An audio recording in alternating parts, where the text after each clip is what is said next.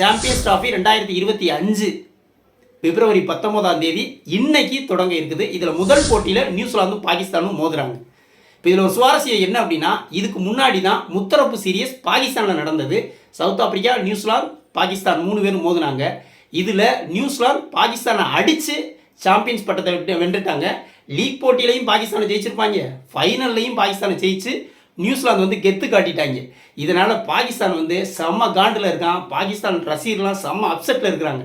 இதனால் இந்த champions trophy முதல் போட்டியில் நியூசிலாந்தை எப்படி அடித்து விரட்டணும் அப்படிங்கிற ஒரு உறுதியோட கங்கணம் கட்டிக்கிட்டு இருக்கிறாங்க. ஏன்னா முந்தைய ஏற்பட்ட 2 தோல்விகளுக்கு நிச்சயமாக பதிலடி கொடுக்கணும் அப்படின்னு ஒரு முடிவோடு இருக்கிறாங்க. நியூசிலாந்தை பொறுத்த வரைக்கும் ரொம்ப தன்னம்பிக்கையாக இருக்கான். ஏன்னா கடந்த 2 மேட்ச்லையும் ஒரு லீக் போட்டி ஒரு ஃபைனலில் பாகிஸ்தான் அடித்ததுனால இப்போயும் பாகிஸ்தானை அடித்து விரட்டிடலாம் அப்படிங்கிற ஒரு நம்பிக்கையில் நியூசிலாந்து இருக்கிறாங்க. இப்போ இந்த சாம்பியன்ஸ் டிராஃபி பொறுத்த வரைக்கும் நாக் அவுட் போட்டி மாதிரி தான். ஒரு போட்டியில் தோத்தாலும் உள்ளே வர்றது ரொம்ப சிரமமாக போயிடும். ஏன்னா 8 டீமை ஏபி அப்படின்னு பிரித்து 4 அணிகளாக பிரிச்சுருக்கிறான். இப்போ இதில் ஒரு அணி மற்ற 3 அணிகளோட மோதலும் டாப் 2 இடங்களை பிடிக்கிற அணிகள் செமிஃபைனலுக்கு தகுதியாகும். இப்போது 2 வெயிட் டீம் ஒரு அணியில் மோதுறான்னு வைங்களேன், அதில் தோத்த அணிக்கு உள்ளே வர்றது ரொம்பவே சிரமமாக போயிடும். ஏன் அப்படின்னா ஒரு போட்டி தோத்தாலும் அதனுடைய விளைவுகள் எதிரொலிக்கும். அதனால் நியூசிலாந்துக்கும் பாகிஸ்தானுக்கும் எதிரான மேட்ச்சில் யார் தோத்தாலும் அவங்க உள்ளே வர்றதே கஷ்டமாக போயிடும்.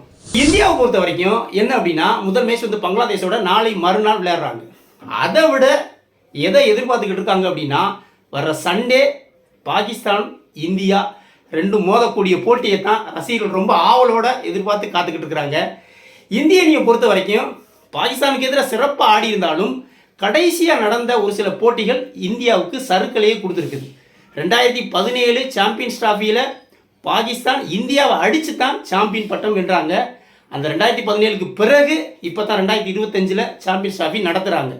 இது ஒரு ஏமாற்றத்தில் இருக்காங்க இந்தியா. கடைசியாக துபாயில் நடந்த போட்டியில் கூட 10 விக்கெட் வித்தியாசத்தில் இந்தியா பாகிஸ்தான்கிட்ட தோப்பாங்க. அதனால் சமீபத்திய ரிசல்ட் இந்தியாவுக்கு ஒரு சறுக்கலையே கொடுத்துருக்குது. அதனால் இந்தியா இந்த தடவை எப்படியும் பாகிஸ்தானை பொட்டலம் போடணும் அப்படிங்கிற ஒரு முடிவோடு இருக்கிறாங்க. இப்போ பாகிஸ்தான்கிட்ட தோத்த சமயம்லாம் இந்தியாவுக்கு என்ன ஆச்சு அப்படின்னா, இந்த வேகப்பந்து வீச்சுக்கு எதிராக ஒரு சறுக்கலை சந்திச்சிருக்கிறாங்க. என்ன ஆகும், ஃபஸ்ட்டு பேட்டிங் பண்ணாங்க அப்படின்னா முன்னணி பேட்ஸ்மேன்கள்லாம் வேகப்பந்து வீச்சில் யார் சாகின் ஷா அஃப்ரிடி, நசீம் ஷா, ரவுஃப், இந்த மாதிரியான வேகப்பந்து வீச்சில் முன்னணி பேட்ஸ்மேன்கள்லாம் அவுட் ஆக அடுத்தடுத்து ஒரு வீழ்ச்சியை சந்தித்து தோல்வியை சந்திப்பாங்க. அதனால் இந்த வேகப்பந்து வீச்சை எப்படி சமாளிக்கணும், அசால்ட்டாக எதிர்கொள்ளணும் அப்படிங்கிறதுக்காக வலை பயிற்சியில் இந்தியாவுடைய பேட்ஸ்மேன் ரோஹித் சர்மா, விராட் கோலி உட்பட முன்னணி பிளேயர்கள்லாம் வேகப்பந்து வீச்சை போட வச்சு ப்ராக்டிஸ் பண்ணிக்கிட்டு இருக்காங்க. இதில் உள்ளூர் பிளேயரான அவைஸ் அகமது அப்படிங்கிறவரை பவுலிங் போட வச்சு ப்ராக்டிஸ் பண்ணியிருக்காங்க. இதில் தான் ரோஹித் சர்மா அந்த அவைஸ் அகமதுங்கிறோடைய பவுலிங்கை பார்த்து அப்படி மெய் சிலிர்த்து போயிட்டாப்ல அப்படின்னே சொல்லணும். எப்படி ஓப்பனாக பாராட்டியிருக்காப்ல, மனம் திறந்து பாராட்டியிருக்காப்ல அப்படின்னா, ஏப்பா இன்னும் கொஞ்ச நாள் என் காலை உடச்சிருப்ப போலப்பா, அந்த அளவுக்கு உன்னுடைய இன்ஸ்விங் யார்க்கர்லாம் வேற லெவலில் இருக்குது. உண்மையாகவே இந்த பயிற்சி சாம்பியன்ஸ் டிராஃபியில் ஆடுறதுக்கு எங்களுக்கு ரொம்ப உதவிகரமாக இருக்கும். இதுக்கு நாங்கள் உனக்கு கடமைப்பட்டிருக்கிறோம் அப்படிங்கிற மாதிரியான ஒரு பெரிய வார்த்தைகளால் பாராட்டி தள்ளியிருக்கிற மனுஷன். பெரிய பிளேயர்கள்லாம் இந்த மாதிரி சின்ன சின்ன பிளேயர்களை மனசு திறந்து பாராட்ட மாட்டாங்க. அந்த குவாலிட்டி ரோஹித் சர்மாட்ட இருக்குது. இந்திய ரசிகர்களை பொறுத்த வரைக்கும் இதை எப்போவுமே இந்தியா பாகிஸ்தான் இடையிலான போட்டியை ஒரு போட்டியை பார்க்க மாட்டாங்க. அது உணர்வுகளோட விளையாடக்கூடிய ஒரு சென்சிட்டிவான ஒரு விஷயமாக தான் இந்திய பிளேயர்கள் எடுத்துப்பாங்க.